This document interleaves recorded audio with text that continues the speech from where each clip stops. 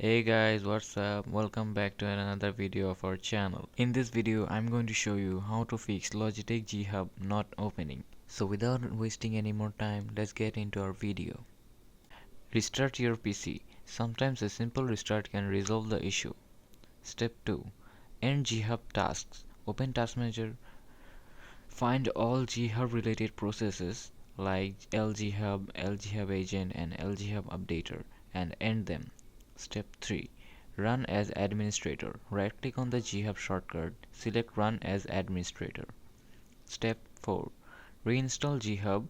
Uninstall the current version of G Hub. Download the latest version from the Logitech website and reinstall it.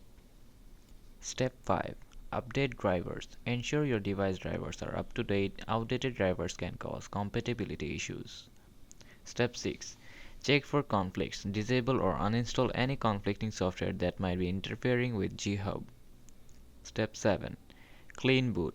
Perform a clean boot of your system to eliminate software conflicts. That's it for the video. Hope you like this video. If you like this video, make sure to subscribe to our channel and hit that like button. Till then, bye bye.